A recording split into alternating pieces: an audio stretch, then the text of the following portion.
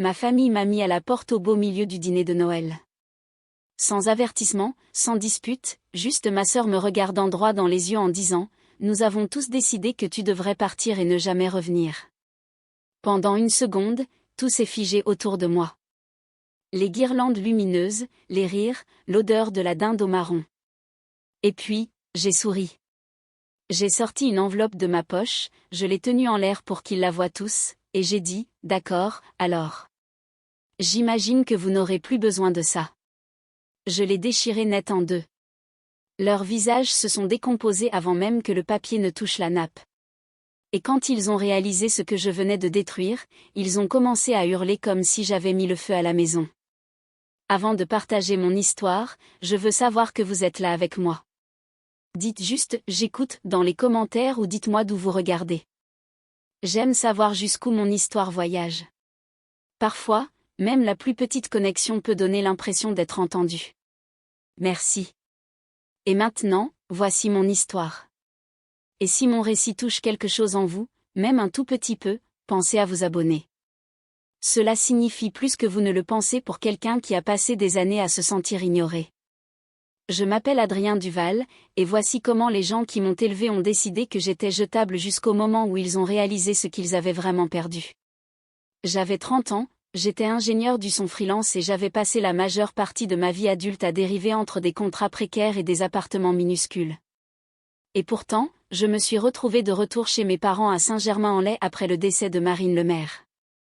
L'endroit n'avait pas changé. Il ressemblait toujours à un showroom de luxe. Des lumières tamisées, des surfaces polies, tout arrangé parfaitement, mais on n'avait jamais l'impression que quelqu'un y vivait vraiment. Y entrer donnait toujours l'impression de pénétrer dans un musée dédié à une famille à laquelle je n'appartenais pas tout à fait. La salle à manger était déjà dressée quand je suis descendue, la porcelaine de Limoges, les couteaux à découper que mon père n'utilisait qu'une fois par an et un centre de table que ma mère insistait pour trouver plein de caractère. J'ai pris ma place habituelle au bout, près de la cuisine, celle la plus proche de l'endroit où la vaisselle s'empilerait. L'habitude, j'imagine, ou le conditionnement. Solène m'a jeté ce coup d'œil qu'elle avait toujours, comme si elle évaluait l'espace que j'occupais. Elle parlait par-dessus moi sans essayer, glissait des remarques comme si je n'étais pas vraiment dans la pièce. Bastien, son copain, qui avait décidé on ne sait comment que cette maison était aussi la sienne, se prélassait dans le fauteuil de papa comme s'il était le propriétaire, me faisant ce signe de tête familier que les gens donnent quand ils ne se souviennent pas de votre nom ou pensent que ça n'a pas d'importance. Mon père, Laurent, était assis en silence, traçant des lignes imaginaires sur la nappe avec ses yeux, tandis que maman orchestrait chaque détail, rappelant à Solène de se tenir droite, corrigeant l'angle des cuillères de service, offrant de petites comparaisons qu'elle pensait inoffensives, mais qui atterrissaient toujours comme des aiguilles. Je sentais qu'il m'observait chaque fois que je me levais pour attraper un plat. Chaque fois que je reposais quelque chose, chaque fois que je me rasseyais, quelque chose dans l'air sonnait faux, trop répété, trop synchronisé, comme s'ils attendaient un signal dans une pièce de théâtre pour laquelle je n'avais pas été invité aux répétitions. Je savais que ce n'était pas à propos de la nourriture ou des fêtes. Je le savais parce que dans la poche de mon sweat à capuche, pressé contre mes côtes, se trouvait une épaisse enveloppe couleur crème. J'avais écrit la lettre à l'intérieur pendant 3 nuits, convaincu que cela pourrait réparer ce qui se brisait entre nous depuis des années. J'avais prévu de la leur donner après le dessert, dans un moment calme, comme une sorte de rameau d'olivier. Mais en regardant les yeux de Solène passer de moi à mes parents comme pour vérifier s'ils étaient prêts, j'ai réalisé qu'autre chose se passait. La pièce semblait chargée, dans l'attente, comme un orage prêt à éclater au-dessus de nos têtes. Je ne savais pas ce qu'ils avaient décidé, mais je pouvais le sentir. Cela pesait lourd dans l'espace entre nous, dans la façon dont le sourire de maman n'atteignait pas ses yeux, et la façon dont papa ne me regardait pas directement, peu importe combien de fois j'essayais de croiser son regard. Quand il a enfin jeté un coup d'œil vers moi, juste une seconde, j'ai failli dire quelque chose. Mais ensuite, il a détourné le regard, lentement et délibérément, et j'ai compris. Il savait que quelque chose arrivait. Il n'allait simplement pas l'arrêter. Je ne savais pas à ce moment-là, que dans quelques minutes cette nuit m'apprendrait une leçon qu'il m'avait fallu 30 ans pour ignorer. Quelques mois plus tôt, j'avais appris que Marine était partie, non pas par ma famille, mais par un email envoyé par son notaire. Une petite phrase froide annonçant la fin de l'une des seules relations de ma vie qui ait jamais semblé simple. Cela ne m'a pas surpris qu'il ne me l'ait pas dit. Ma famille me disait rarement quoi que ce soit à moins que cela ne leur profite. J'avais l'habitude de rendre visite à Marine lors d'après-midi tranquilles sur les quais de Seine, assis sur les chaises en bois de sa terrasse tandis que du jazz grésillait doucement depuis ses vieilles enceintes. Elle me voyait d'une manière que personne d'autre ne faisait. Elle avait cette façon tranchante de parler, directe mais bienveillante, et elle me disait toujours de ne pas me faire tout petit pour rentrer dans les cases où j'étais née. Auprès d'elle, je n'avais pas besoin d'expliquer pourquoi la maison où j'avais grandi me semblait plus froide que la pluie parisienne en novembre. Elle comprenait sans demander. Chaque fois que je lui rendais visite pendant les vacances, Solène agissait comme si je m'immisçais dans quelque chose qu'elle avait construit. Maman s'affairait sur la coiffure et les vêtements de Solène avant chaque visite, et papa rôdait en arrière-plan, faisant semblant de ne pas écouter pendant qu'elle discutait de la présentation. Je me suis toujours sentie comme un étranger entrant dans les plans de sa propre famille. Le jour où nous nous sommes réunis au cabinet du notaire dans le centre de Paris, le ciel était couleur d'acier. À l'intérieur, la pièce sentait le vieux bois et le papier. Le notaire de Marine s'est éclairci la gorge et a lu le testament. Et puis il a dit mon nom. Pas comme une note de bas de page, pas comme une petite portion. Tout, la succession, les investissements, les comptes, la propriété m'était léguée.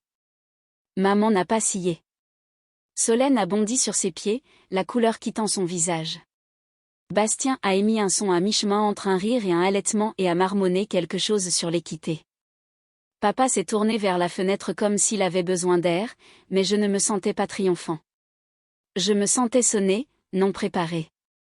Je n'avais jamais rien voulu de Marine à part sa compagnie. À l'extérieur du bureau, alors que nous nous tenions dans un silence tendu et colérique, Solène a finalement posé la première question que quelqu'un m'adressait directement. « Qu'est-ce que tu as fait pour qu'elle te choisisse ?» Elle l'a demandé comme une accusation, pas une question. C'est là que quelque chose en moi a changé. Ce n'était plus du chagrin. C'était de la prise de conscience. À partir de ce jour, la maison s'est comportée différemment. Les conversations s'arrêtaient quand j'entrais dans les pièces. Les rires s'éteignaient. Maman et papa chuchotaient derrière des portes closes. Solène rôdait comme si elle attendait que je fasse un faux pas. Et Bastien me regardait comme les gens regardent une machine à sous sur le point de décrocher le jackpot.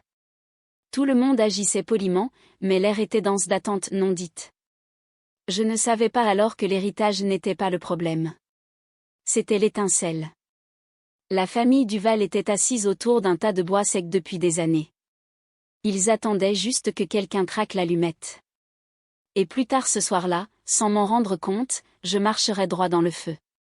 Dans les semaines qui ont suivi la lecture du testament, la maison ne s'est pas détendue comme je m'y attendais. Elle ne s'est pas installée dans une nouvelle normalité. Au lieu de cela, le silence s'est aiguisé. Chaque conversation semblait inachevée. Chaque regard mesuré.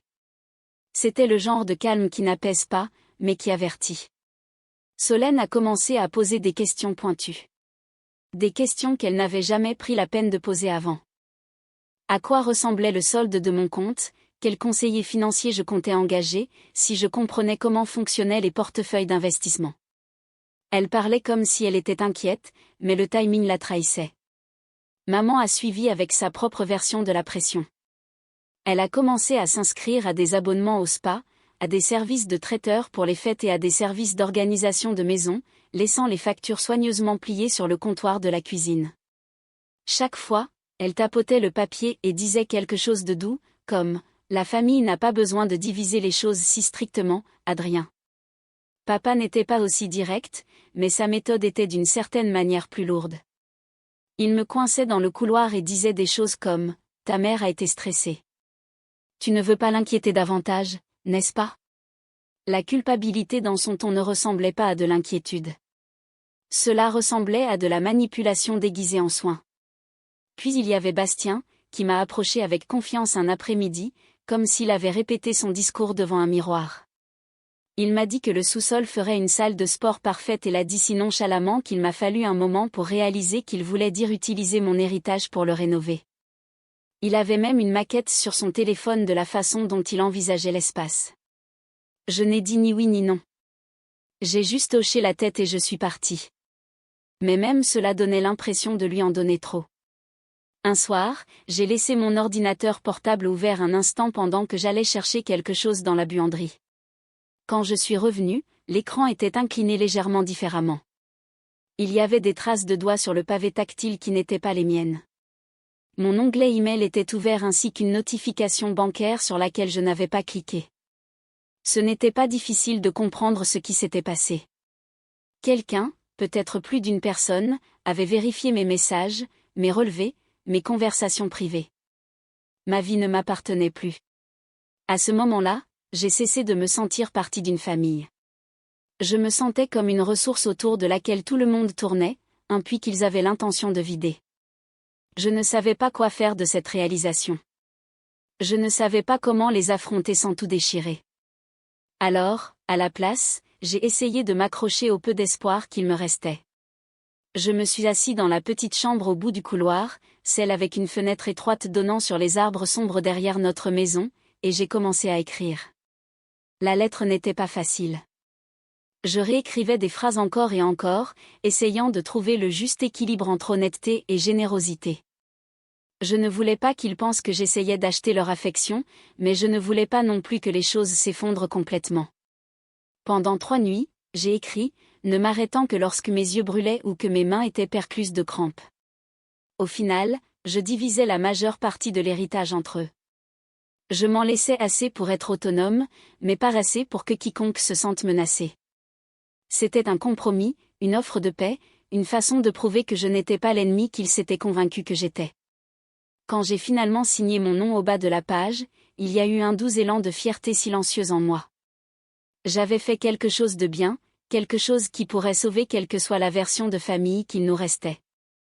Mais juste au moment où je posais le stylo, j'ai entendu des voix devant ma chambre.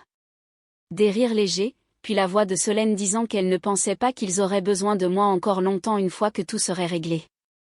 Bastien a approuvé, ajoutant quelque chose sur le fait que les choses seraient enfin équilibrées. Je me suis figée.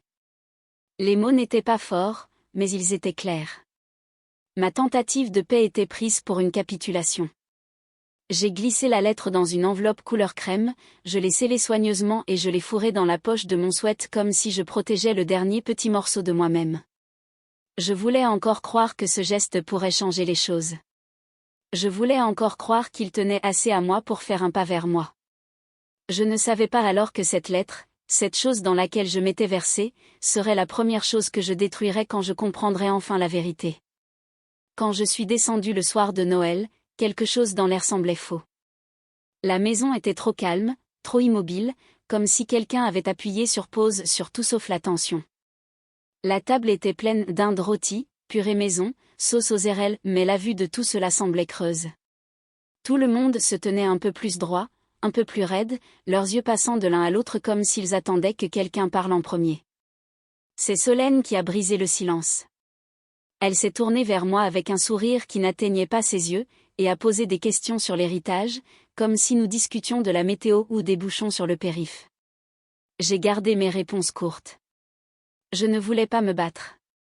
Pas ce soir. Mais les questions continuaient de venir, chacune plus tranchante que la précédente. Maman est intervenue ensuite, parlant de responsabilité et de loyauté, utilisant un ton si formel qu'il semblait répéter. La façon dont elle parlait, lente, délibérée, me tordait l'estomac. C'est là que j'ai remarqué que Bastien baissait sa main sous la table, orientant son téléphone avec précaution. Une minuscule lumière rouge se reflétait sur l'argenterie. Il enregistrait. Je ne savais pas pourquoi, mais cela donnait l'impression que tout était mis en scène, comme si j'étais le seul à ne pas connaître mon texte. Solène a soupiré dramatiquement, disant qu'elle ne comprenait même pas comment Marine avait pu me choisir alors que je n'avais jamais été proche d'elle. Elle l'a dit avec pitié, comme si j'avais besoin qu'elle m'explique ma propre relation. Avant que je puisse répondre, papa a finalement parlé pour la première fois de la soirée. Il ne m'a pas défendu. Il n'a rien dit de solidaire. Au lieu de cela, il a dit « Nous en avons déjà parlé ». Cette phrase a atterri comme un coup de poing. Ils avaient discuté de quelque chose, planifié quelque chose sans moi, et quoi que ce fût, ils étaient tous d'accord. Soudain, La table ne ressemblait plus à un dîner de famille. Elle ressemblait à un tribunal, un verdict attendant d'être rendu. Solène a posé son verre de vin avec un tintement doux et déterminé. Puis elle m'a regardé droit dans les yeux et a dit, « Nous avons tous décidé. Tu devrais quitter la maison et tu ne reviendras pas. » La pièce est restée silencieuse. Personne n'a protesté. Personne n'a objecté. Pas même papa. Il me fixait comme les gens regardent un problème qu'ils ont enfin résolu. Pendant un moment, je n'ai pas pu respirer.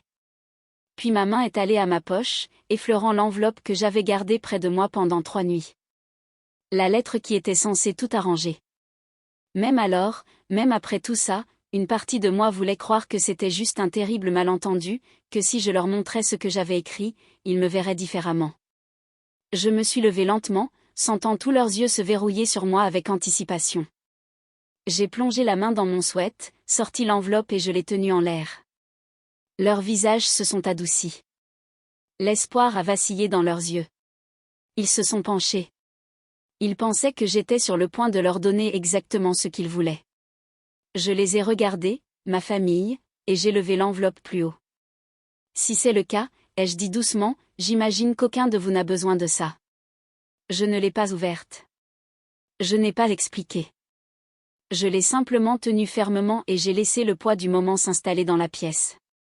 La pièce dont ils avaient choisi de m'expulser. La pièce où tout dans ma vie était sur le point d'éclater. Pendant un instant, la pièce est restée suspendue dans une immobilité étrange alors que je tenais l'enveloppe en l'air. Chaque visage autour de la table se penchait vers elle, vers moi, comme si l'avenir qu'ils croyaient leur appartenir était scellé à l'intérieur de ce papier crème plié. Leurs yeux suivaient chaque petit mouvement de ma main. Espoir, avidité, anticipation, sentiment de droit, tout cela traversait leurs expressions comme quelqu'un zappant trop vite entre les chaînes. Et je pouvais le voir clairement. Ils ne regardaient pas leur fils ou leur frère ou même un être humain. Ils regardaient un prix qu'ils avaient déjà réclamé. J'ai souri parce que quelque chose en moi s'est finalement mis en place. J'ai baissé les yeux, incliné légèrement la tête, et puis j'ai déchiré l'enveloppe nettement en deux. Le son était doux, presque délicat, mais l'effet a été immédiat. Solène a bondi de son siège avec un cri qui ne semblait pas humain.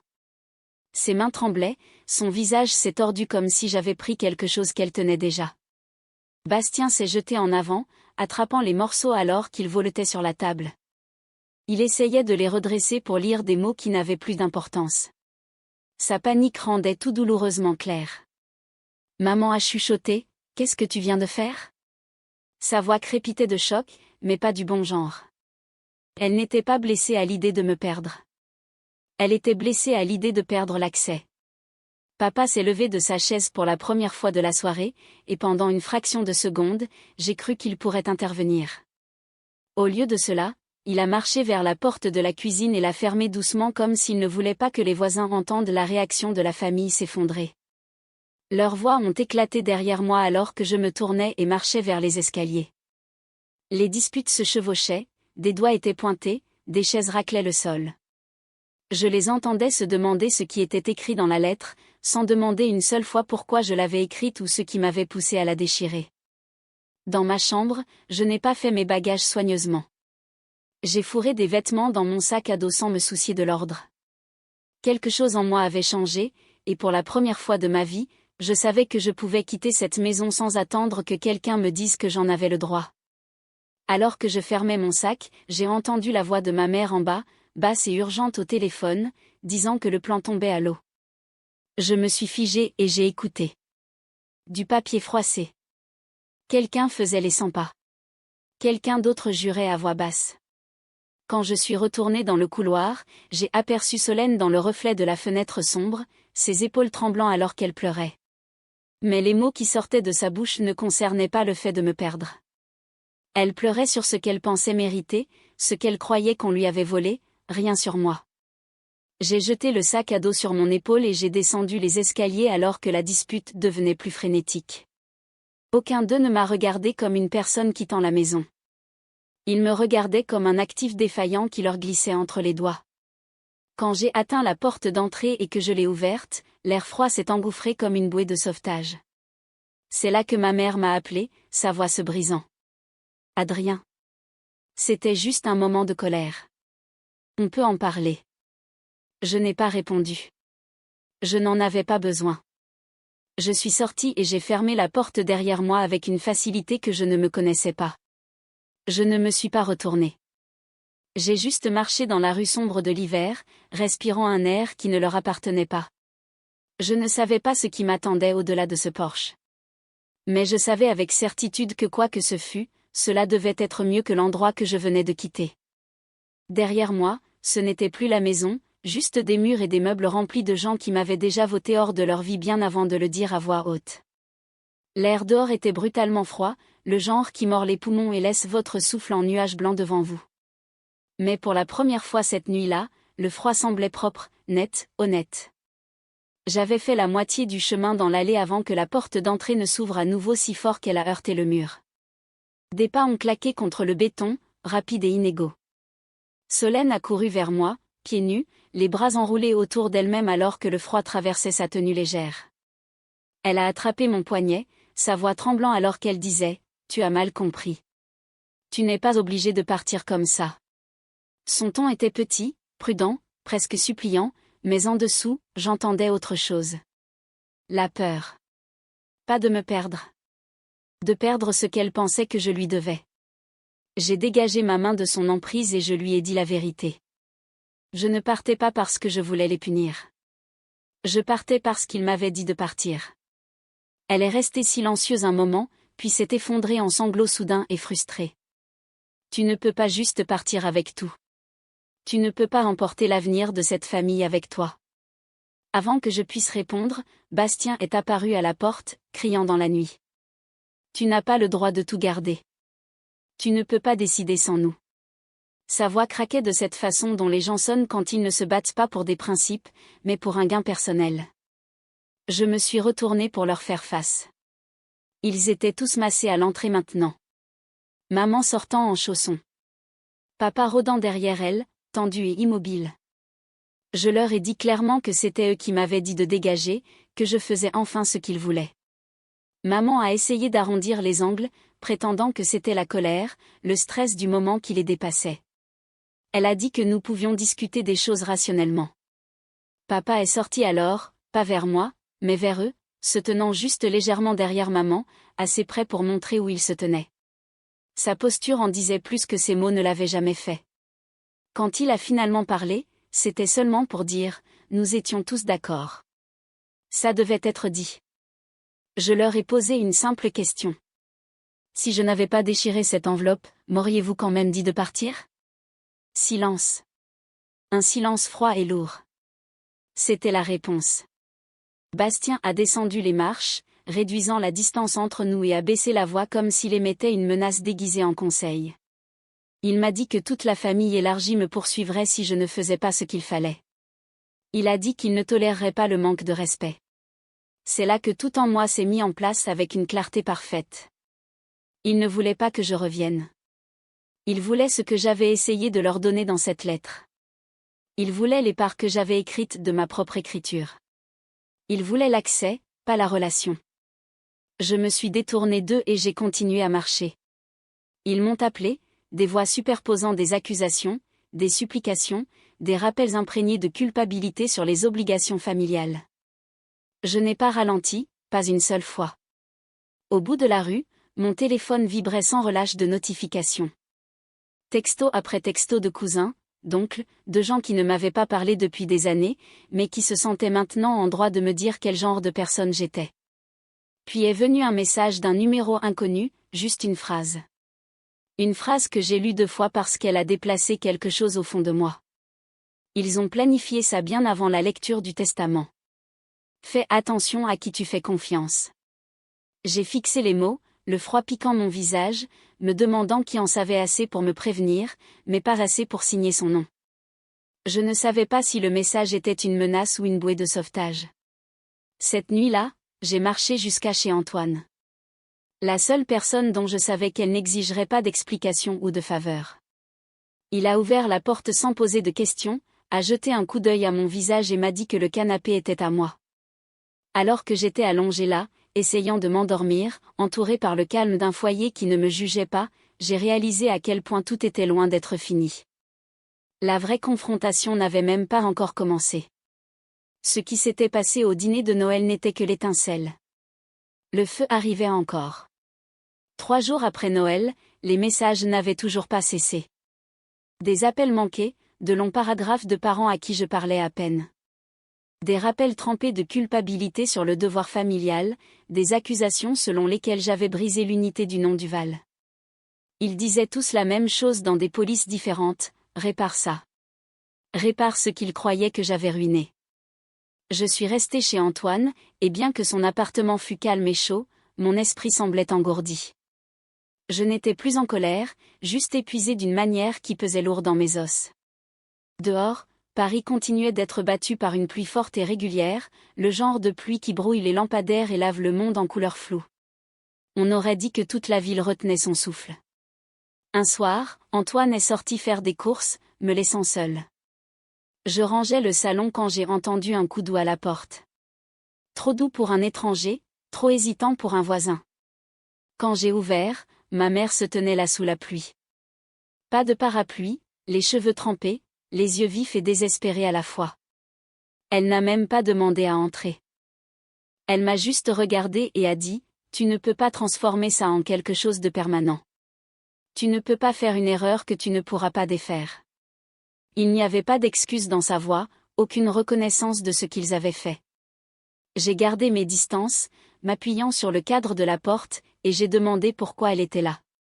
Elle a dit que la famille avait mal compris, que Solène avait laissé son tempérament prendre le dessus, que Bastien avait poussé les choses trop loin. Des excuses commodes.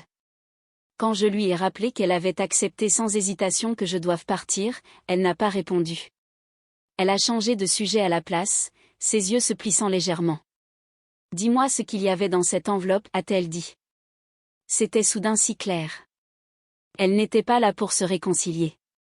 Elle était là pour reprendre le contrôle.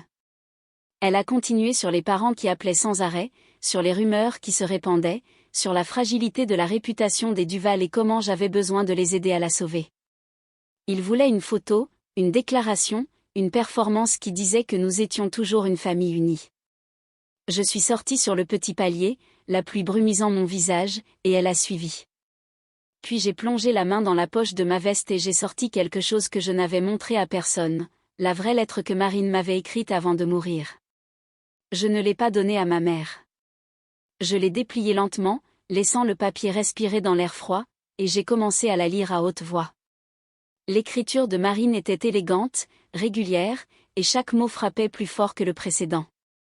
Elle a écrit qu'elle m'avait choisi parce que je n'avais jamais fait semblant avec elle, parce que je ne rôdais pas autour d'elle comme si elle était un coffre-fort attendant d'être forcé. Elle a écrit sur les après-midi que nous passions assis tranquillement près de la Seine. Comment elle admirait la façon dont j'écoutais, non pas pour gagner quelque chose, mais pour comprendre. Elle a écrit que l'héritage n'était pas un fardeau, que je ne devais une part de celui-ci à personne. Que je n'avais pas besoin de me justifier. Que je n'avais pas besoin de me faire tout petit pour rendre qui que ce soit plus à l'aise. Elle m'a dit de construire une vie qui soit entièrement la mienne.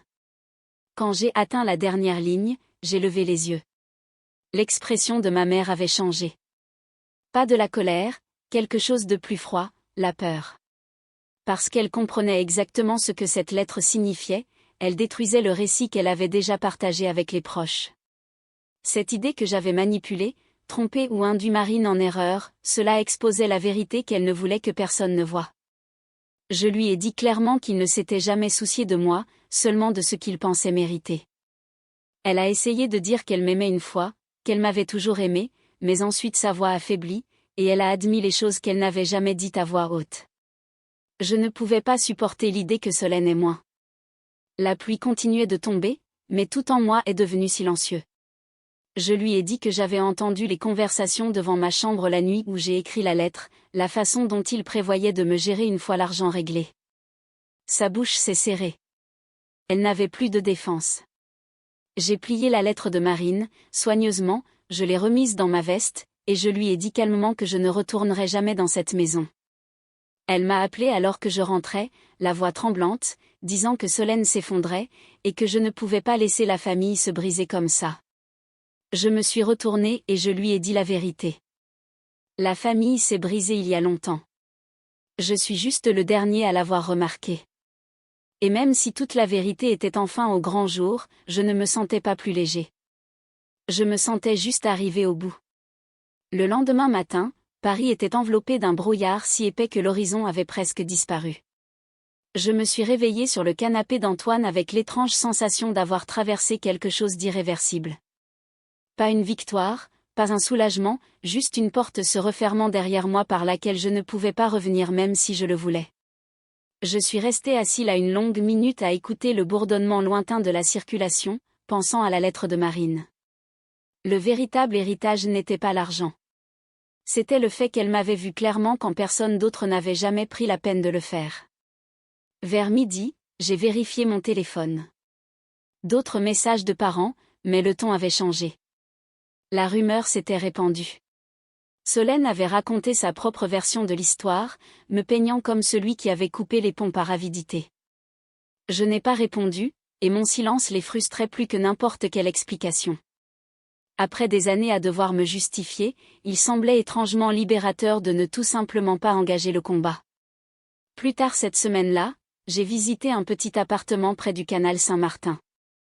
Ce n'était pas grand, mais c'était lumineux, calme et c'était à moi. J'ai signé le bail à mon propre nom sans que personne ne regarde par-dessus mon épaule, et le stylo semblait curieusement lourd dans ma main. Quand j'ai emménagé, j'ai ouvert un carton que je n'avais pas touché depuis mon retour à la maison et j'ai trouvé le stylo plume que Marine m'avait donné il y a des années. Je me suis souvenu de ce qu'elle avait dit en me le tendant. Tu devrais posséder quelque chose que personne d'autre ne peut réclamer. À l'époque, cela semblait poétique. Maintenant, cela semblait prophétique. J'ai épinglé sa lettre sur le tableau en liège au-dessus de mon bureau. La première chose que j'ai installée dans le nouvel endroit. Puis j'ai commencé à ébaucher un nouveau projet audio. Pas pour des clients, pas pour le revenu, mais pour moi-même. Quelque chose de créatif, quelque chose de non surveillé. C'était la première chose que je faisais depuis des années qui n'existait pas pour plaire ou apaiser quelqu'un. Au fil des jours, des nouvelles ont filtré. Solène avait planté un projet majeur au travail parce qu'elle était trop occupée à essayer de pousser la famille à me mettre la pression. Bastien a discrètement quitté la maison, peu disposé à rester une fois le gain financier potentiel évaporé. Mes parents sont restés entre eux dans la grande maison de Saint-Germain. Les pièces plus silencieuses que jamais. Personne n'a plus mentionné Noël. Les parents qui avaient autrefois inondé mon téléphone se sont lentement effacés. Sans réaction de ma part, ils ont perdu leur élan. Et puis une nuit, j'ai reçu un autre texto anonyme, le même numéro qu'avant. Il disait simplement, « Tu n'avais pas tort. » Certains d'entre nous ont vu ce qui arrivait. Nous n'avons juste pas pu l'arrêter. J'ai fixé le message pendant un long moment. Pas parce que j'avais besoin de validation, mais parce que cela fermait le dernier fil sans réponse de cette nuit-là. Quelqu'un dans cette famille en avait vu assez pour me prévenir. Quelqu'un qui est aussi resté silencieux. Debout près de la fenêtre de mon nouvel appartement, je regardais les lumières scintiller sur l'eau du canal. Paris semblait plus douce d'ici, comme une nouvelle ville au lieu de celle à laquelle j'avais survécu. J'ai pensé à tout ce qui m'avait mené ici. La négligence, la manipulation, la nuit où ils m'ont mis dehors, et la lettre qui prouvait que quelqu'un avait cru un jour que je méritais mieux. Je n'étais pas libérée de la douleur. Je ne faisais pas semblant que ça ne faisait pas mal. Je faisais toujours le deuil de la version de la famille que j'avais imaginée, celle qui n'avait jamais vraiment existé. Mais ce chagrin ne me donnait pas envie de revenir en arrière. Il me donnait envie d'avancer. J'ai réalisé alors que je n'avais pas perdu ma famille du tout. J'avais perdu l'illusion d'une famille. Et perdre une illusion n'est pas une tragédie. C'est une clarté. Je ne savais pas à quoi ressemblerait mon avenir. Pas exactement. Mais alors que je me tenais là, chez moi, respirant un air qui n'appartenait pas aux attentes de quelqu'un d'autre, je savais une chose avec une certitude absolue, pour la première fois de ma vie.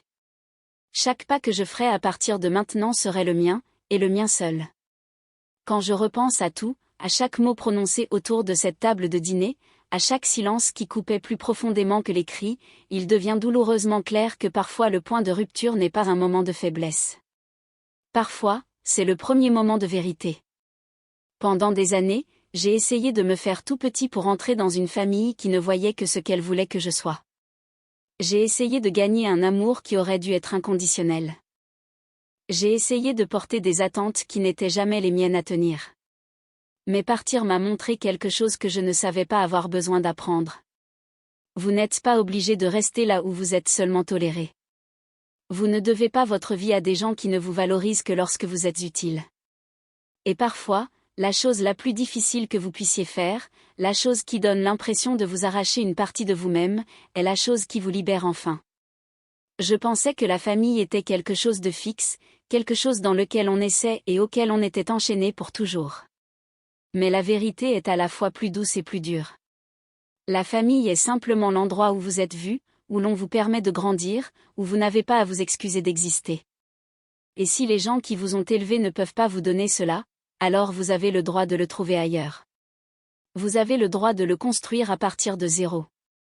Vous avez le droit de devenir quelqu'un que vous reconnaissez enfin. Ce qui m'est arrivé n'était pas juste une question d'argent. Ce n'était pas une question d'héritage ou de documents légaux ou de qui méritait quoi. C'était le fait d'être forcé de confronter une réalité que j'avais passé des décennies à éviter, que je vivais dans une maison pleine de gens qui ne me connaissaient pas et ne s'en étaient peut-être jamais souciés. Ça a fait mal. Ça fait encore mal. Mais la douleur n'est pas toujours une punition. Parfois, c'est une porte.